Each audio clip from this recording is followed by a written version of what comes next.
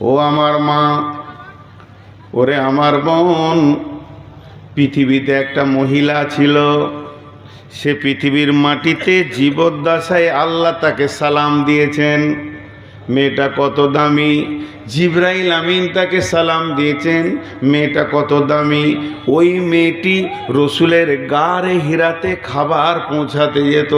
একদিন আল্লাহর নবীকে খাবার নিয়ে যাচ্ছে, তাতে নাস্তা আছে, পানি আছে, বিভিন্ন রকম খাবার নিয়ে এরকম চাদর ঢেকে নিয়ে চলে যাচ্ছে। আর জিবরাইল আমিন এসে আগে আগে গিয়ে নবীজিকে বলছেন, নবীজি গো, আপনার বিবি বেগম খাদিজা রাদিয়াল্লাহু তাআলা আনহা আসছেন আপনার জন্য খাবার নিয়ে। ওনার কাছে এই নাস্তা আছে, এই পানি আছে, আপনাকে খাবার দিতে আসছে। ওই মেয়েটিকে আল্লাহ কত ভালোবেসেছেন, ওই মেয়েটি আল্লাহর কত নিকটবর্তী হয়ে গেছে। একটিবার ওই মেয়েটিকে আপনি বলে দেবেন যে আল্লাহ ওকে সালাম দিয়েছেন, আমি জিবরাইল ওকে সালাম দিলাম। এই মেয়েটি কত দামি, তার নাম হলো আম্মাজান খাদিজা, উম্মুল মুমিনিন আম্মাজান খাদিজা রাদিয়াল্লাহু তাআলা আনহা। এই মেয়েটি জীবনে 5 ওয়াক্তের নামাজ পড়েননি। রসুলের বিবি নামাজ পড়েননি, তাহলে মহিলাগুলাও খুশি হয়ে গেল। হ্যাঁ, আল্লাহ রসুল মসজিদ ঢুকে থেকে আটকানো হলো, তাহলে আমরা ঢুকলাম না। আর রসুলের বিবি যাকে আল্লাহ সালাম দিচ্ছে, সে জীবনে 5 ওয়াক্ত নামাজ পড়েনি, তাহলে মেয়েদেরও নামাজ মাফ হয়ে গেল। তাহলে দুটো লাইসেন্স হয়ে গেল, আর তো চিন্তা নেই। কিন্তু এই দুটা কথা চাপা থাক, 2-5 মিনিটের জন্য জমা রেখে দেন, 2-5 মিনিট, বেশি সময় নেব না। মাঝে একটা কথা বলবো। ইতিহাস নামে একটা সাবজেক্ট আছে, প্রাইমারি স্কুল থেকে নিয়ে, হাই স্কুল থেকে নিয়ে, কলেজ থেকে নিয়ে বিশ্ববিদ্যালয় পর্যন্ত পড়ানো হয়। আর আরবি লাইনে মক্তব থেকে নিয়ে, মাদ্রাসা থেকে নিয়ে আল জামিয়া পর্যন্ত ইতিহাস পড়ানো হয়। আর যদি ইতিহাসটা খোঁজেন, সব জায়গায় পাবেন। ইতিহাস মানুষের কি কাজে লাগে? ইতিহাস মানুষের কোনো কাজে লাগে? কখন সম্রাট আকবর বাবর কি করে গেছে, ওটা শুনে আমার কি হবে? 2000 বছর আগে কি হয়েছে, ওটা শুনে কি লাভ আছে? হাসি ভাই, এখন সামান্য আমি আর আপনাদের কোনো একটা ব্যক্তি ঝগড়া করেছি 3 দিন আগে, 10 দিন আগে, আপনাদের ইমাম সাহেব আর আমি খুব ঝগড়া করেছি। এত ঝগড়া, ও আমাকে গায়ে হাত তুলেছে, ওর গায়ে আমি হাত তুলেছি, আজকে বিচার বসেছে। শিক্ষিত 10টা-20টা লোক মুরব্বী বসেছে, 2 জনকে নিয়ে এসে জিজ্ঞেস করছে, তা আমি বলছি ও আমাকে এই বললে কেন, ও তখন বলছে ও আমাকে মারলে কেন। তো সমাজের লোক বলবে ছাড়ো, যেটা ঘটে গেছে কথাটা তুলে লাভ নাই, আগামীতে ভালো করে চলো, এইটা বেশি দরকার। পুরাতন কথাকে টানতে গেলে সমস্যার সমাধান হবে না। তাহলে ইতিহাস কোনো লাভ আছে বলেন? না, নাই, লাভ নাই। তাহলে আপনারা স্বীকার করলেন। তা আজকে আমাকে 2 লাখ টাকা ধার দেন, কালকে চাইতে গেলে বলবো যা ঘটে গেছে ছেড়ে দাও, দেন। পুরাতন নিয়ে যদি লাভ না থাকে, 5 লাখ টাকা ধার দিয়ে দেন, 5 দিন পর বলবো বলছে আমার টাকাটা, এই যেটা ঘটে গেছে ওটা ছেড়ে দাও জি, পুরাতন জিনিস টানো কেন জি। ইতিহাস 4টা কাজ করে গুনেলেন, এটা ব্রেনে ভরেলেন আজকে। ইতিহাস গোটা কোরআনটাকে যদি ছালনি দিয়ে ছাঁকা যায় তো 10 পারা খালি ইতিহাস আছে। 2 রকম ইতিহাস, একটা ইতিহাসের নাম কালো আর একটা সোনালি। একটা ইতিহাস আছে নবীদের, আর একটা আছে ফিরাউন হামান, এরাও কোরআনে জায়গা পেয়েছে, এদের ইতিহাসগুলো হচ্ছে নোংরা। ইতিহাস 4টা কাজ করে, ইতিহাস 4টা কাজ করে, এক এক করে গুনেলেন। বিশেষ করে যারা ছেলে মানুষ মাথাতে ভরেলেন, আল্লাহর হস্তে বলছি, ধীরে ধীরে বলছি। 1 নম্বর, ইতিহাস ভবিষ্যৎকে সাবধান করে।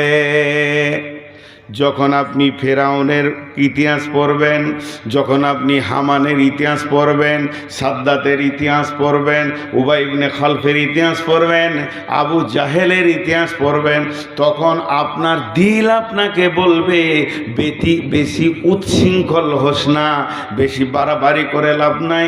কত বড় বড় মাস্তান মাটির নিচে চলে গেছে, তুই অত বড় মাস্তান হতে পারবি না। তাহলে ইতিহাসে যখন খারাপ লোকদের ইতিহাসগুলো পড়বেন, আপনার ভবিষ্যৎটা ভালো হবে। আপনি রাস্তাটা খুঁজে নেবেন, নোংরা রাস্তায় যাব না। আজও তাদের ইতিহাস এখানে রয়েছে। আমি ভালো রাস্তায় যাব, আমি খারাপ রাস্তায় যাব না। বন্ধুরে, ইতিহাস কোনোদিন মরে না। মানুষ মরে যায়, ইতিহাস মরে না। মানুষ মরে যায়, ইতিহাস মরে না। আপনার গ্রামে একটা ডাকাত ছিল, তার নাম হচ্ছে কালু ডাকাত কিংবা খবির ডাকাত। সে মারা গেছে, আজ থেকে 100 বছর হয়ে গেল। মানুষের মুখে মুখে তার ডাকাতের নামটা আছে। আর রাস্তার ধারে যদি তার কবর থাকে, আপনি কালকে মেয়ের বিয়ে দিয়েছেন, পরশুদিন আপনার বিয়ায় বেড়াতে এসেছে, বিয়াইকে নিয়ে চা খেতে চললেন হরিশ্চন্দ্রপুর, একটু ঘুরতে চললেন। যখনই কবরের পাশ দিয়ে পার হবেন, চট করে বলবেন এটা কালু ডাকাতের কবরটা। কালু ডাকাতের হাড় হাড্ডি মিশে যাবে, ইতিহাস কোনোদিন মিটবে না। কখন ফেরাউন কি করেছে, আজও ইতিহাস জল করে জ্বলছে। এর জন্য বলা হচ্ছে ইতিহাস ভবিষ্যৎকে সাবধান করে। 2 নম্বরে হচ্ছে ইতিহাস ভবিষ্যতের প্রেরণা জমায়। যখন দামি লোকের ইতিহাস পড়বেন, সাহাবীদের ইতিহাস পড়ব, যখন দামি লোকের ইতিহাস পড়ব, বড় বড় কবি সাহিত্যিক বিজ্ঞানীদের ইতিহাস ছেলেদেরকে এই জন্য পড়ানো হয়, তারা দুনিয়াতে ভালো নাম রেখে চলে গেছে, মানুষ তাদেরকে এখনো স্মরণ করে। এখনই যদি সাহাবীদের ইতিহাস বলতে লাগি, আপনার আমার চোখের পানি অঝর নয়নে বার হবে। তাহলে তখন আপনার মন বলবে আমার ছেলেটা যদি ওই রকম মানের মানুষ হতো তো ভালো হতো, আমি যদি ওই রকম মানের মানুষ হতাম তো ভালো হতাম। ইতিহাস ভবিষ্যতের প্রেরণা জমায়। 2টা হয়ে গেল। 3 নম্বর, ইতিহাস বড় নিষ্ঠুর। ইতিহাস কাউকে মাফ করতে পারে না। আমি এখানে গোটা বোর্ডে লিখতে গোটা বোর্ডটাকে লিখে শেষ করে দিব। ডাস্টার আসবে, এরকম করে মুছে দিয়ে চলে যাবে। এ পৃথিবী আমার আসল ঠিকানা নয়, মত একদিন মুছে দিবে হায় সকল রঙিন পরিচয়। পৃথিবীতে যত কিছু লিখবেন মুছে দেয়া যাবে, কিন্তু ইতিহাস মুছা যাবে না। মানুষ মরে গেল, ইতিহাস মরে না, বড় নিষ্ঠুর। 3টে হলো। 4 নম্বর, ইতিহাস কি করে? মানুষের পরিস্থিতিকে কন্ট্রোল করে। মানুষের পরিস্থিতিকে কন্ট্রোল করে। মা আমার, বোন আমার, খালা আমার, একটু আগে বললাম রসুলের বিবি 5 ওয়াক্তের নামাজ পড়েনি। রসুলের বিবি একমাত্র বিবি যিনি আল্লাহর সালাম পেয়েছেন। এত দামি মেয়েটা কোনো দিন 5 ওয়াক্তের নামাজ পড়েনি। এখন লোক বলবে তা কি করে হয়? আপনাদের মন বলছে তা কি করে হয়? এটা কোনো দিন হতেই পারে না।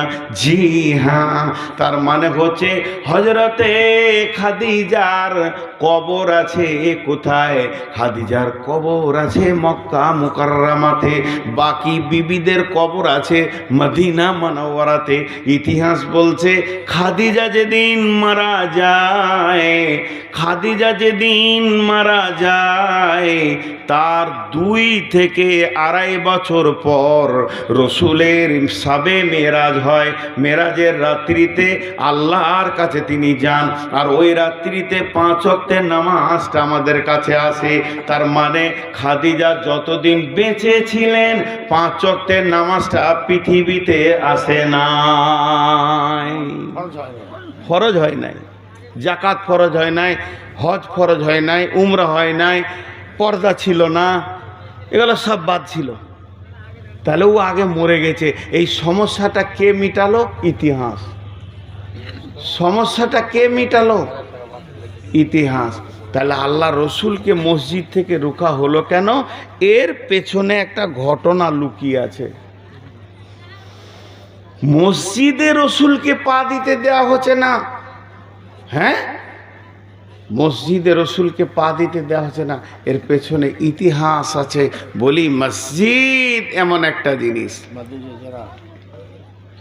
মসজিদ একটা এমন জিনিস। ইতিহাসটা কি? আল্লাহ রসুলের নবুয়তি জিন্দেগি 23 বছর। 10 থেকে 11 বছর মক্কায় ছিলেন, 11 থেকে 12 বছর মদিনায় ছিলেন। এর জন্য নবীকে নবী মক্কি বলা হয়, নবী মাদানী বলা হয়। বিশ্ব নবী 23 বছর নবুয়তি জিন্দেগিটা, 23 বছর নবুয়তি জিন্দেগিটা যেদিন থেকে নবী হয়েছেন 40 বছর বয়সে, 63 বছর বয়সে উনি মারা গেছেন। এই 23 বছরের নবুয়তি জিন্দেগিটা আল্লাহ 2 জায়গায় কাটিয়েছেন। 10 থেকে 11 বছর মক্কায়, 11 থেকে 12 বছর মদিনায়। তার জন্য নবী মক্কি, নবী মাদানী। যেদিন নবী মদিনা চলে এলেন, রাতের আঁধারে মদিনা মানোয়ারায় পৌঁছে গেলেন। হিজরতের হুকুম হয়ে গেল। আল্লাহ রসুল ওখান থেকে বেরিয়ে গেলেন। আল্লাহ বললেন ইজরমাইতা ওমা রমাইতা ওয়ালাকিন্নাল্লাহ হারামা। হে নবী, তুমি তো বালি ছুড়নি, তুমি খালি মাত্র হাত দিয়েছো, আমি আল্লাহ কাফেরের চোখ দিয়ে পৌঁছে দিয়েছিলাম। বিশ্ব নবী মক্কা থেকে মদিনা মানওয়ারা চলে এলেন। যখন মদিনাতে রসুল আসলেন, তো মদিনার লোক, ছেলে মেয়ে বাচ্চা বুড়া জোয়ান, রসুলকে ছাড়া কিছু বুঝে না, পাগলা দেওয়ানা। ওরা যে কাজ করবে রসুলকে শুধাইছে, এটা করব, ওইটা জায়গা যাব, এটা করব। রসুলকে এত ভালোবাসছে, কলিজাটা চাইলে দিয়ে দেবে। করেছেও তাই। তালহা 180টা তীর খেলো রসুলকে বাঁচাতে গিয়ে। তাহলে এত ভালোবাসা। ঘটনা হয়ে গেল কি, মদিনাতে যারা নেতা ছিল, এতদিন যারা মাস্তানি করে খেয়েছিল, ওদের দামটা কমে গেল। তখন ওরা বলতে লাগলো, রে ই তো কোথা থেকে উড়ে এসে বসলো, সমস্ত ইজ্জত একাই লুটে নিলে, একাই লুটে নিলে। ভাই একটু সবর করেন, ইতিহাসটা শুনেন। আমরা ইতিহাস জানি না বনে অনেক ভ্যার। তো কি করা যাবে? সামনে সামনে লড়ার ক্ষমতা হচ্ছে না। যদি ওর সঙ্গে লড়তে যাই, ওর দলে যা লোক আছে কলজে দিয়ে দেবে, জান দিয়ে দেবে। তার মানে তুই আর আমি ওখানে লড়তে গিয়ে পারবো না, চাটনি হয়ে যাব। এই মুনাফিকের দলেরা মাঝে মাঝে পাহাড়ের ধারে গিয়ে গুহাতে বসে বসে গোপনে গোপনে মিটিং করে, কেমন করে নবী মুহাম্মদকে মদিনা থেকে তারা যায়।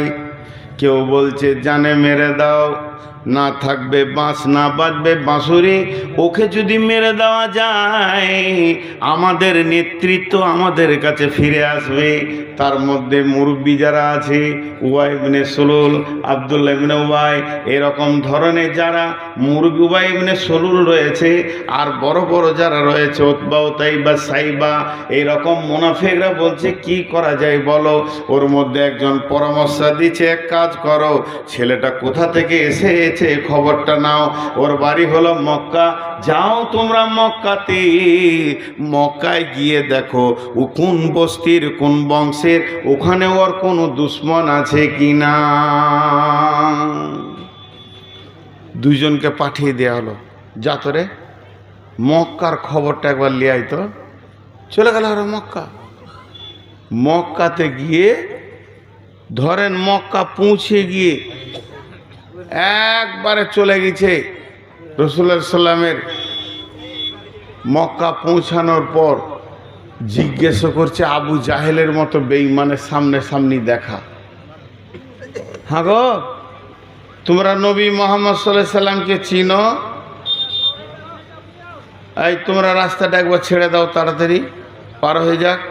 এই ড্রাইভার হরেন বাজাবে না, আস্তে আস্তে চলে যাও, ছেড়ে দাও তাড়াতাড়ি, গাড়িটা গেলে আমার সুবিধা হবে।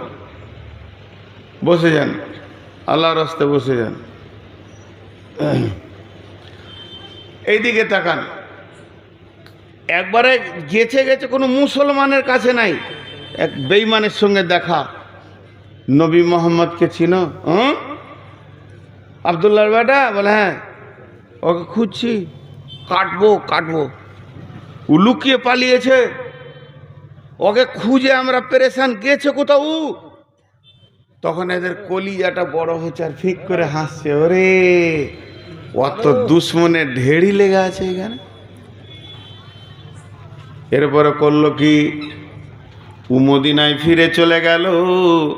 আবার ওদের গোপনে মিটিং বসে গেল। মিটিং আলোচনা হচ্ছে, কি খবর বলো? বলছে আনন্দের খবর, মক্কায় দেখে এলাম ওর দুশ্মন একটা নাই, ঢেরি লেগে আছে, ডিপো লেগে আছে। তারা যদি খবর পায় যে মদিনাতে আছে, ওরাই মেরে দিয়ে চলে যাবে। এর থেকে বড় আসান কাজ আর কিছু নাই। তাহলে কি করবি? খবর দিয়ে দে, খবর দিয়ে দে। তো খবর দিলে সে থাকবে কোথাও? ওরা গাছতলায়, মরুভূমিতে থাকার জায়গা নাই। কার ঘরে রাখবি? দুটো পাঁচটা লোক যে আসবে ওকে মার্ডার করতে, কার ঘরে রাখবি? জি ভাই, আপনারা আমার গ্রামের লোককে না চিনলেও আমি যদি আপনাদের মসজিদে ইমামতি করি, লুকিয়ে থাকি, গাঁ থেকে যান বাঁচিয়ে পালিয়েছে, আর আমার গাঁয়ের লোক যদি আশপাশে ঘোরাঘুরি করে, আমার নজরে পড়লে আমি চিনব কি চিনব না? তাহলে যার ঘরে রাখবি তার জান যাবে, ওদেরও জান যাবে। তো ওরা মুনাফিকরা বলছে, একটা কাজ কর, একবারে মদিনার এক পাশে একটা মসজিদ কর, ওই মসজিদে এসে ওরা থাকবে, ওখান থেকেই মেরে দিয়ে চলে যাবে। তাড়াহুড়ো করে একটা মসজিদ বানালো কাঠখুট্টা দিয়ে। মসজিদটা যখন বানানো হয়ে গেল, তো এবার উদ্বোধন করতে হবে, উদ্বোধন করতে হবে। তো বলছে নামাজ শুরু কর, আজান দে। তো বলছে এখন রসুল এখানে আছে মদিনাতে, ওকে বাদ দিয়ে যদি উদ্বোধন করা হয়, তোর মসজিদকে কেউ পুঁছবে না, এলাকার লোক তোকে মসজিদওয়ালা বলবে না, এটাকে পুঁছবে না। তো বলছে ওকেই দাওয়াত দে, যাকে মারবে, যার বিরুদ্ধে চক্রান্ত চলছে, যার বিরুদ্ধে মসজিদ করা হলো, তাকে দিয়ে উদ্বোধন করবে। কেমন কুবুদ্ধি! রসুল তার গায়েবে খবর জানেন না। বেঈমানরা গিয়ে মুনাফিকরা বলল, ইয়া রাসূলুল্লাহ, আমরা একটা মসজিদ বানিয়েছি। বলে কোথায়? পূর্ব দক্ষিণ কোণে মদিনার এক বাইরে। রসুলের দিলটা বড় হলো, বাবা বাবা, বড় সুন্দর কাজ করেছো। তোমরা তো কদিনের মুসলমান, কদিন হলো ঈমান আনা, এটি আবার একটা মসজিদ হয়ে গেল। বাহ বাহ বাহ বাহ, অনেক রকম করে বাহাদিরি দিল। তারপরে বলছি, ইয়া রাসূলুল্লাহ, ওই মসজিদটা আপনাকে কি উদ্বোধন করে দিতে হবে, ওই মসজিদটা উদ্বোধন আপনারা করে দেবেন, আর আমি নামাজ আমরা শুরু করে দিব। 5 ওয়াক্তের নামাজ ওখানে পড়বো, ওটা 5 ওয়াক্তের মসজিদ বানাবো, আর জুমার দিনে সেই মসজিদে নববীতে আপনার পেছনে নামাজ পড়ে নিব। রসুল বললেন ঠিক আছে চলো, আমি রেডি হয়ে গেলাম। আল্লাহর নবী ওই মসজিদটা উদ্বোধনের জন্যে, মসজিদ যেতে গেলে যেমন গোসল করতে হয়, উঁচু করতে হয়, সমস্ত কাজ রেডি করে, পায়জামা পাঞ্জাবি পরে যেমন মসজিদ রেডি হয়ে যায়, বিশ্বনবী মসজিদের প্রস্তুতি নিয়ে যেমন প্রয়োজন ওই রকম রেডি হয়ে বেরিয়ে যাবে। আর বেরোতে যাবে, এমন সময় জিবরাইল আমিন এসে বললেন, লা তাকুম ফিহি আবাদা ইয়া রাসূলুল্লাহ, ওই মসজিদে আপনার পা দেওয়া চলবে না, ওই মসজিদে আপনি পা দেবেন না। এবার গোপন খবরটা খুলে দিল। কি বললো? বিসমিল্লাহির রহমানির রহিম, ওয়াল্লাযীনা ইত্তাখাযু মাসজিদান জিরারা ওয়া কুফরা তাফরীকাম বাইনাল মুমিনিন মুমিনি ওয়া ইরসাদাল লিমান হারাবাল্লাহা ওয়া রাসূলাহু মিন ক্বাবলু ওয়া লা ইয়াহলিফুন্না ইন আরাদনা ইল্লাল হুসনা ওয়াল্লাহু ইয়াশহাদু ইন্নাহুম লাকাযিবুন। নবী হে, ওই মসজিদটা ঈমানদারির কারণে হয়নি, আল্লাহর ভয়ের জন্য হয়নি, তাকওয়া পরহেজগারিতে হয়নি। মসজিদটা হয়েছে পুফরির তাড়নায় আপনার ওপরে জিদের বশীভূত করে করেছে, এটা হিংসা করে করেছে। আর ওই মসজিদে যারা করেছে তারা আল্লাহর দুশমন, প্রথম থেকে রসুলের দুশমন, তারা সমাজের দুশমন, মুসলিম সমাজকে ফাটিয়ে কর্ণচন্ন করে দিতে চায়। আর ওদেরকে যতবার শুধাবেন কি করেছো, ওয়ালা ইয়াহলিফুন্না ইন আরাদনা ইল্লাল হুসনা, তারা কসম করবে আর বলবে আমরা ভালো কাজ করেছি, ভালো কাজ করেছি, আল্লাহর ঘর মসজিদ বানিয়েছি। তাদের কসমটাকে উড়িয়ে দেন। আল্লাহ নিজে সাক্ষী দিচ্ছে, আল্লাহু ইয়াশহাদু ইন্নাহুম লাকাযিবুন, ওরা হলো মিথ্যুক, ওদের ওই মসজিদে আপনার মতো নবী যেতে পাবেন না। হাজি ভাই, এ যুগে নাই ওরকম মসজিদ, এ যুগে নাই। মসজিদের ভিতরে কেউ ফ্যানটা চালিয়ে দিয়েছে, তো কোরআন শরীফ পড়ছে, আর একজন এসে ফুট করে বন্ধ করে দিলে। তুই বন্ধ করলি কেন? তুই চালাবি কেন? কত বিলি আসছে জানিস? তুই তোর বাপের মসজিদ নাকি? তুই তোর বাপের নাকি? জায়গা তো আমার দাদা দিয়েছে, আমরা তো বানালাম, এটা তো আমার বাপের মসজিদ। যা তোদের মসজিদে নামাজ পড়বো না। একটা দু চারটা ঘর পার করে দিয়ে একটা টিনের ছোট ঘর নিয়ে আজান দিচ্ছে, আল্লাহ সেলিমি খান আজান দিচ্ছে কেন? নতুন মসজিদ বানালাম, হবে ঝগড়া করে হবে না। কোরআন বলছে লা উসিসা আলা তাকওয়া মিন আউয়ালি ইয়াউমিন, যেদিন মসজিদের ভিত রাখা হবে, একটা দিনের কথা বলেছেন, 2 দিন লয়, 3 দিন লয়, 4 দিন লয়, একদিন। সেই দিন মেল মহব্বত করে আল্লাহর উপরে ভরসা করে নেকির উদ্দেশ্যে আল্লাহর ঘরের ভিত রাখেন। গায়ে হাজারো মসজিদ হয়ে যাক, অসুবিধা নেই, কিন্তু ঝগড়া করে মসজিদ বানানো যাবে? আমাদের হাজারো আছে মসজিদ। ঝগড়া করে যে মসজিদটা বানাবে, ও মসজিদে নামাজ হবে না, ও মসজিদে মুমিন পা দিতে পারে না।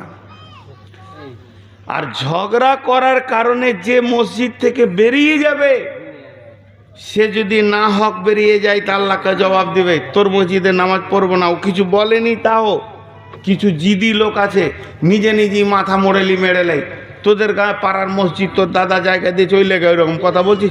ওরকম বলেনি, ওই নিয়তে বলেনি। আবার কিছু আছে বলে দেয়, তবে এই মসজিদে নামাজ হবে, ওকে ডেকে আনতে হবে। তুমি যে তেরেছো, ডেকে আনতে হবে। একবার ডাকো, দুবার ডাকো, 3 বার ডাকো, না আসলো তো না আসলো, কিন্তু ঝগড়া করে মসজিদ বানানো যাবে না। সাহাবীদের মধ্যে ঝগড়া হয়নি, মসজিদে ঝগড়া হয়নি? সাহাবীরাও তো মানুষ, হাত তোলাতুলি হয়েছে। কই দ্বিতীয় মসজিদ করেনি তো, দ্বিতীয় মসজিদ করেনি। আমি একটা ঘটনা আপনাদেরকে শোনাবো। একটা বিখ্যাত আলেমের কাছ থেকে আমি শুনেছি, উনি আমার গ্রামের পাশে বক্তব্য রাখতে এসে বলেছিল, আমি শ্রোতা হয়ে বসে শুনেছিলাম, ওইটা শোনাচ্ছি।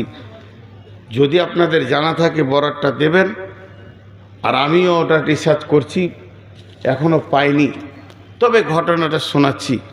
এখন আমি পাইনি হাদিসে, তবে একজন বড় আলিম বলেছেন মসজিদে নববীতে সাহাবীদের মধ্যে ঝগড়া হয়েছে। কেমন ঝগড়া? একটা সাহাবী এরকম একটা কাঠের খোঁটা, মজবুত বড় খোঁটা নিয়েছে, এইটা ধরেন মেন গেট, গেটের মাঝেলায় একটু পাশে ইধার ওধার করে গেড়ে দিয়ে ওটাকে সিলিয়ে দিয়ে মজবুত করে দিয়েছে। ওর কাজ নাই ঘরে, ওইটা করেছে। যে মসজিদে সময় কাটাচ্ছে, 2 রাকাত নফল নামাজ পড়ে সুবহানাল্লাহ সুবহানাল্লাহ আলহামদুলিল্লাহ পড়ছি, সময়টা ঠিক কাটাবো, গাফলতির সঙ্গে কাটাবো না। আর একজনেরও বাড়িতে কাজ নাই, বললাম সাহাবীদের কাজ না থাকলে মসজিদে সময় কাটাতো। ঠিক আজান হয়নি, নামাজের টাইমও লয়, অসময়ে ও মসজিদ ঢুকছে, তো এমনি করে তাকিয়ে দেখছে, খোঁটা কেন রে? শালা যত মাথা মোটা কি মদিনায় দিয়ে বাস করে নাকি রে? মসজিদের গ্যাসের পারে খোঁটা, মানে খোঁটাটাকে হিলাতে হিলাতে অক করে তুলে দিয়ে ছুঁড়ে ফেলে দিয়েছে, ফেলে দিয়ে উঁচু করে মসজিদ ঢুকে ও নফল নামাজ পড়ছে। তখন যে খোঁটা গেড়েছিল ও দেখতে আসছে যে খোঁটা খোঁটা করছে কেন মসজিদের ভিতরে, বাইরে বেরিয়ে দেখে নাই, ওই দূরে পড়ে আছে। তখন ওর পিছে বসে বসে তসবিহ করছে, সালাম ফির তারপরে দেখছি তোকে। কেমন ঝগড়া শুরু হলো? আমরা আল্লাহর নামে ধ্যানের সঙ্গে নামাজ টামাজ পড়ে সালাম ফিরছে, সালাম ফিরা হলো, ওর পিঠে হাত দিয়ে বলছে আসসালামু আলাইকুম। ওয়ালাইকুম সালাম।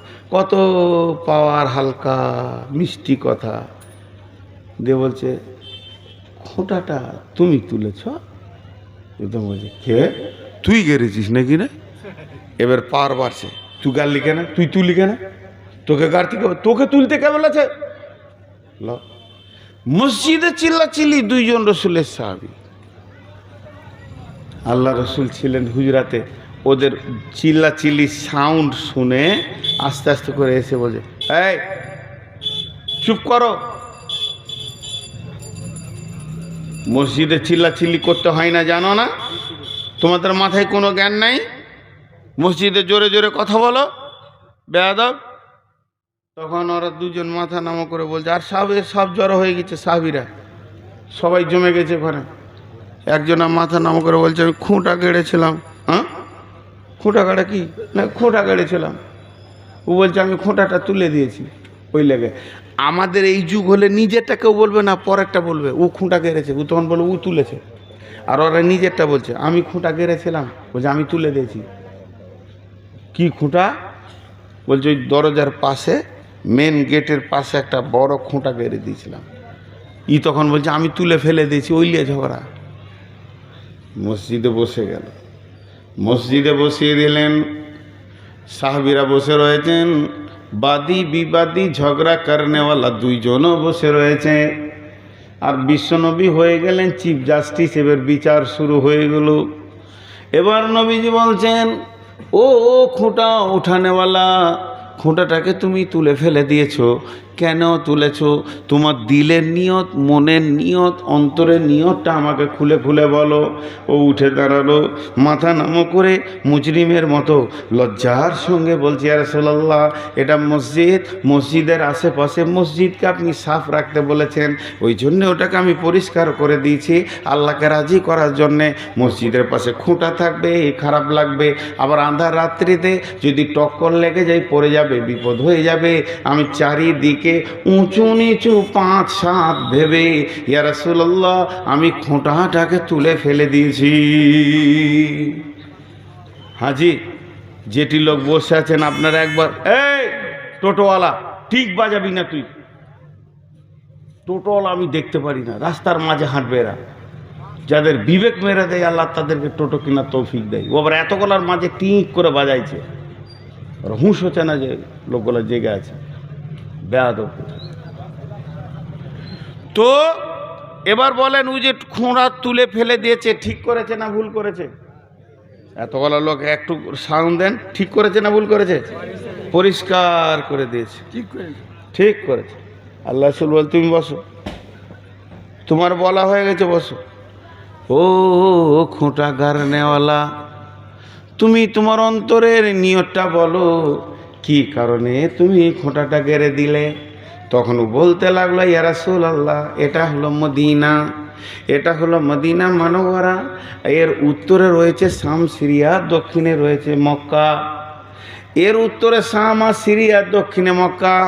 যেমন আপনাদের মসজিদটার সামনেই রয়েছে মেন রোড, তেমনি মসজিদের সামনে রয়েছে মেন রোড। মক্কার লোকেরা শামে যায় ব্যবসা করতে, আর ওখান থেকে মাল নিয়ে মক্কায় ফিরে। শামের লোকেরা মক্কায় যায় ব্যবসা করতে, ওখান থেকে মাল নিয়ে শামে ফিরে। ওরা যে চলাফেরা করে এই মসজিদের নববীর সামনে দিয়ে যায়, তারা বুঝাই করে করে মাল নিয়ে যায়। গাধা গাধাতে, উঁটে, ঘোড়াতে। আবার নামাজের যখন টাইম হয়ে যায় তারা ওই উঁট, গাধা, ঘোড়াগুলো মরুভূমিতে ছেড়ে দিয়ে নামাজ পড়ে। তাদের মনগুলো নামাজে বসে না, তারা তাড়াহুড়ো করে নামাজ পড়ে। আমি খোঁটাটা ঘেরে দিলাম, ওই বণিকের দলেরা, ব্যবসা বাণিজ্যের লোকগুলো তাদের উঁটগুলোকে খোঁটাতে বেঁধে দিবে, যে ধীরে সুস্থে নামাজ পড়বে। ঠিক করেছে না ভুল করেছে? তাহলে ও ঠিক করেছে, এও ঠিক করেছে।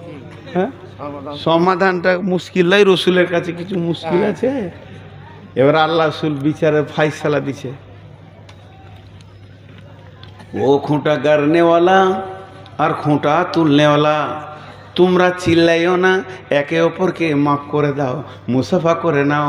তোমাদের দুজনের নিয়তের কারণে তোমরা দুজনেই জান্নাতি। একজনা এসে সুইচটা অফ করে দিয়েছে ফ্যানের, তার নিয়ত যে আমার বাবার টাকা বাঁচবে, তাহলে মসজিদের টাকা বাঁচো। আর একজন ফ্যান চালিয়ে কোরআন তেলাওয়াত করছে, তার নিয়ত জান ঠান্ডা থাকলে পড়তে ভালো লাগে। এমনি দ্বিতীয় মসজিদ করতে হবে না, ঝগড়া হবে। ঝগড়া হওয়াটা গুনাহ নয়, আর ঝগড়া হওয়াটা খারাপ নয়। আমি এখানে বসে আছি, চিল্লাইতে লাগলাম ইনার ওপরে ওনার ওপরে, খানিক্ষণ ঝগড়া হলো, এটা খারাপ মনে করবেন না, না ওনাদেরকে মনে করবেন, না আমাদেরকে মনে করবেন। কারণ মানুষের ভিতরে এটা আছে, ঝগড়া দীর্ঘদিন রেখে দেওয়াটা খারাপ হতেই পারে।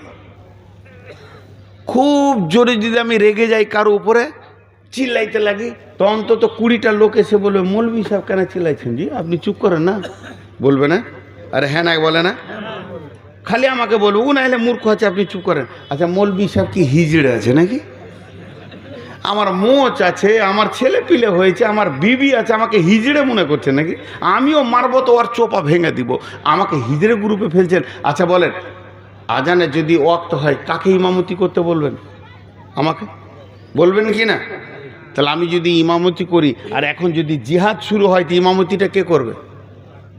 জিহাদের কমান্ডার কে হবে? আপনি হবেন না আমি? আলেম হবে।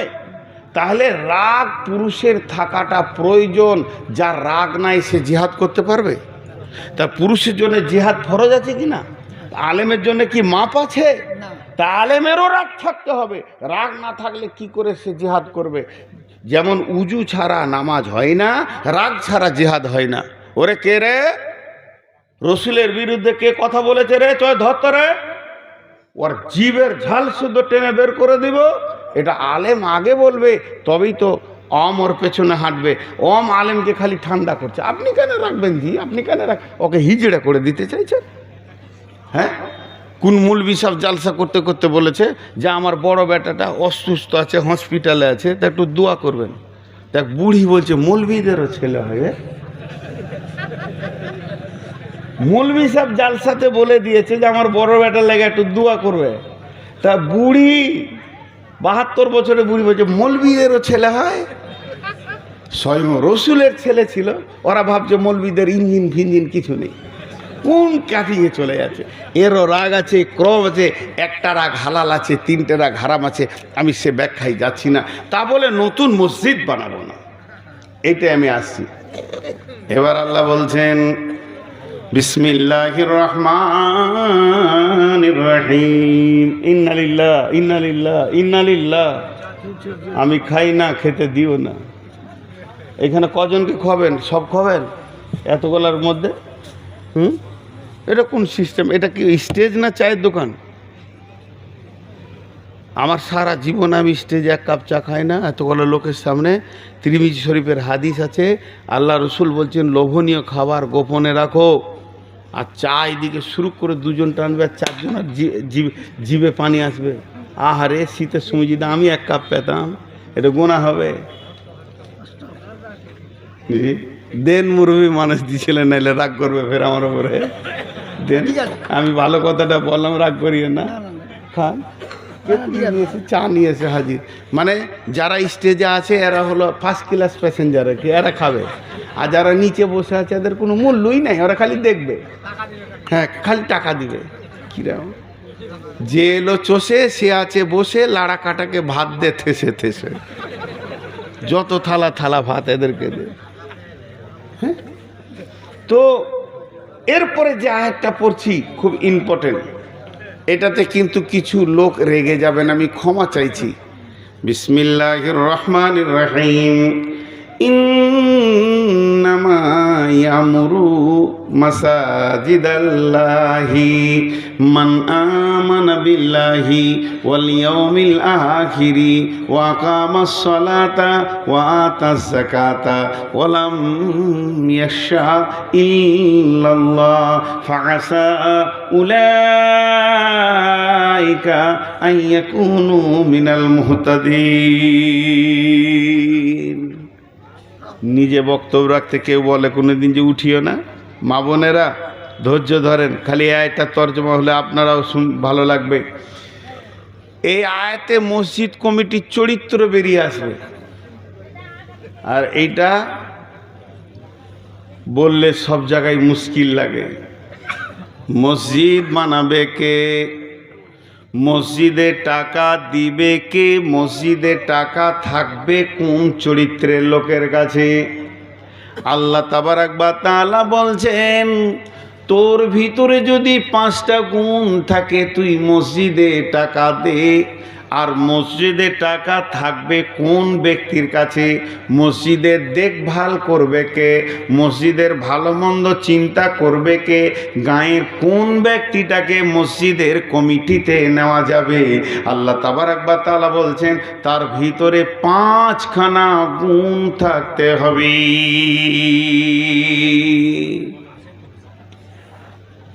টাকা রয়েছে তো দেন, আমার পকেটে কিছু নেই।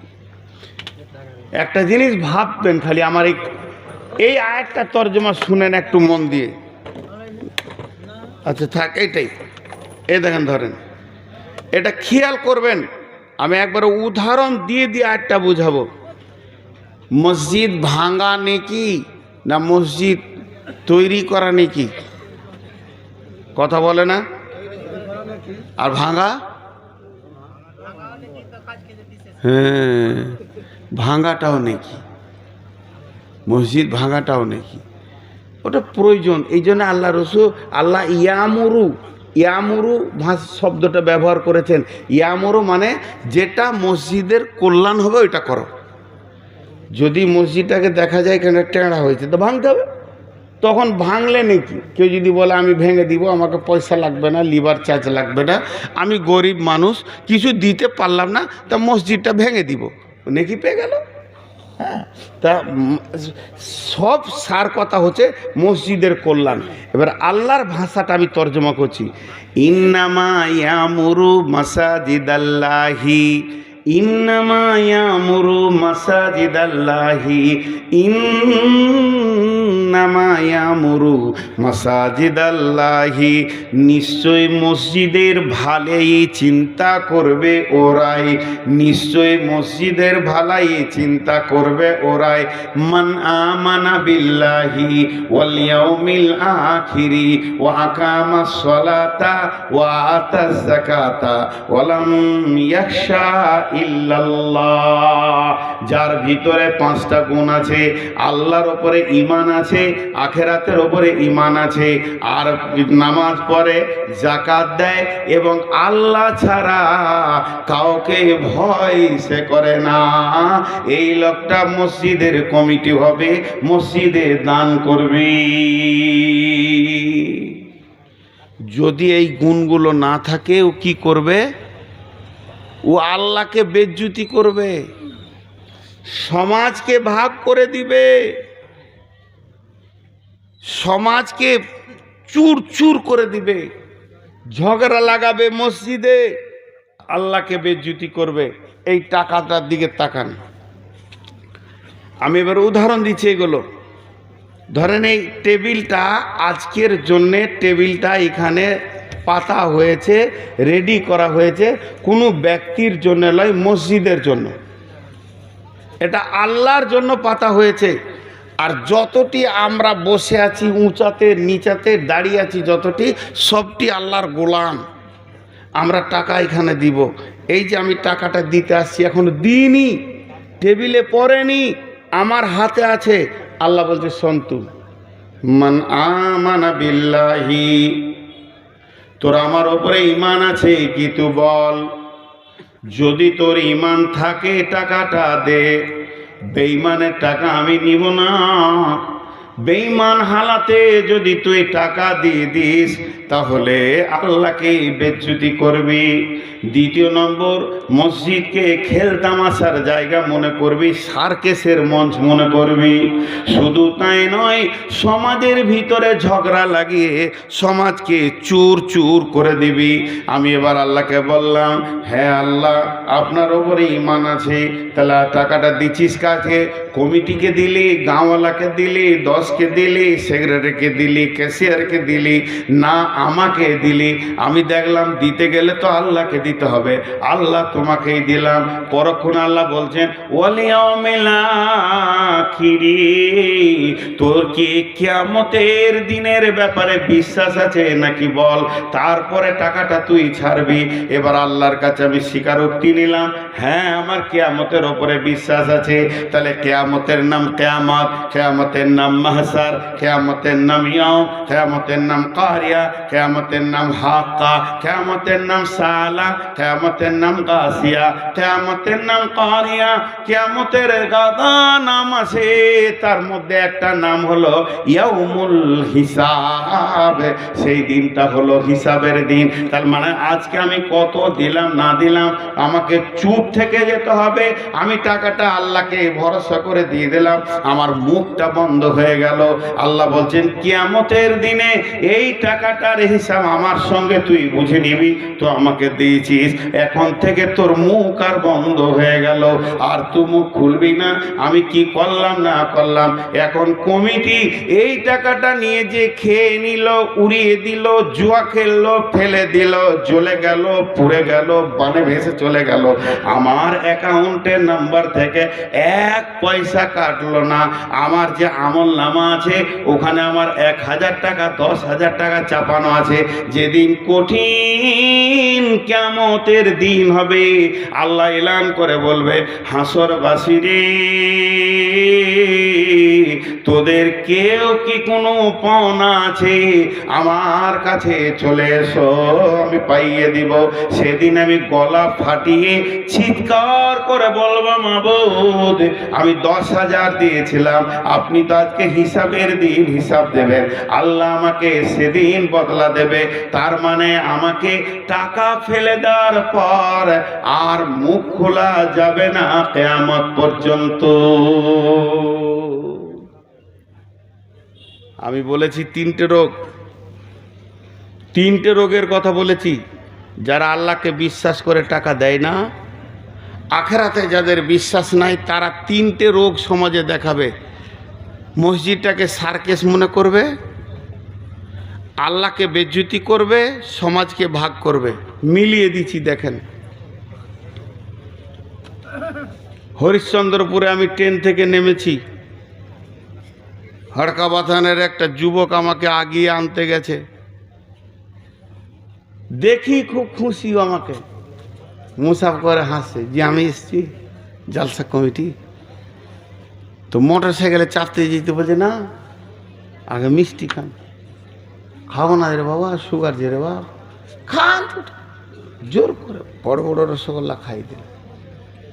তোর মোটর সাইকেলে পিছিয়ে আমি আসছি, আর মনে মনে ছেলে কত ভালো রে, আলেমুল আমাকে ভালোবাসে, আমাকে মিষ্টি খাইলে, এই দিল তো খুব ভালো।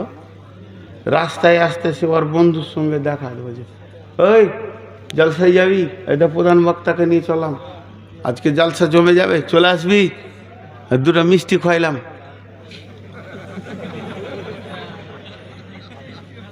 এই শুরু হলো। খানিক দূরে এসে বলছে, প্রধান বক্তা এসে 2টা মিষ্টি খাইলাম। গ্রামে ঢুকে বলছে, চাচা কোথা রাখবো বক্তাকে, মসজিদে না কারো কোটে ঠিক করেছেন, 2টা মিষ্টি খাইয়েছি। আচ্ছা বলেন, আর মিষ্টিটা পেটে থাকবে? খালি মনে হচ্ছে বমি কোথা করবো, হ্যাঁ বমি কোথা করবো। এটা একটা মানুষকে যদি 5 বার বললে তার এই পরিস্থিতি তৈরি হয়।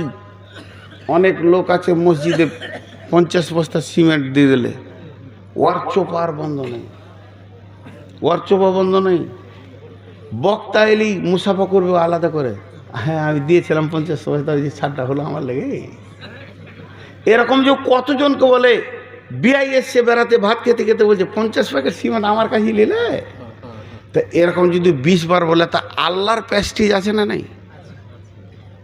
আল্লাহকে কত বেজ্জতি করে এরা, লোককে বলে বলে বলে বলে আল্লাহকে বেজ্জতি করে। আল্লাহ বলে তোর টাকার দরকার নাই রে, ফাঁকা মাঠে নামাজ পড়, মাটিতে পড়। মসজিদে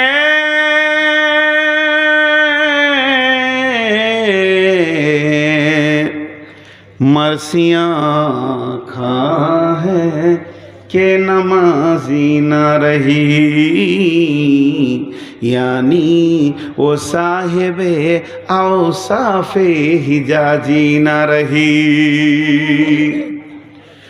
আল্লামা কবি ইকবাল বলছেন, কত দামি কথা। इस जमाना के मस्जिद पक्के लेकिन ईमान कच्ची, और उस जमाना में ईमान पक्की मस्जिद कच्ची। সাহাবীদের জামানায় মসজিদ ছিল খেজুর পাতায়, নিচে ছিল বালু, কোনো পাথর ছিল না, মাথার ওপরে ফ্যান ছিল না। সাজদা করতে গেছে, কপালে মাটি উঠে চলে এসেছে, হাঁটুতে মাটি এসেছে।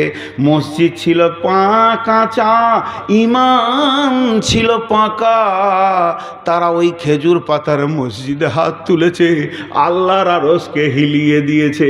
আজকের মসজিদ হয়েছে মার্বেল পাথরে, মাথার ওপরে ফ্যান চলছে, এসি হয়ে গেছে, কিন্তু আমাদের নামাজের খবর ছাদ পর্যন্ত পৌঁছায় না।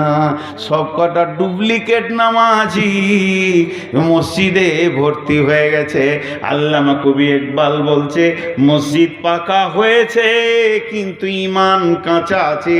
সেই জামানার মসজিদ কাঁচা ছিল, ইমান এত পাকা ছিল, তারা হাত তুলেছে, আরশকে হিলিয়ে দিয়েছে। কোথা আছে? মসজিদ পাকা করতেই হবে তো মানে নাই, কিন্তু ইমান পাকা করতে হবে, এটা জরুরি আছে।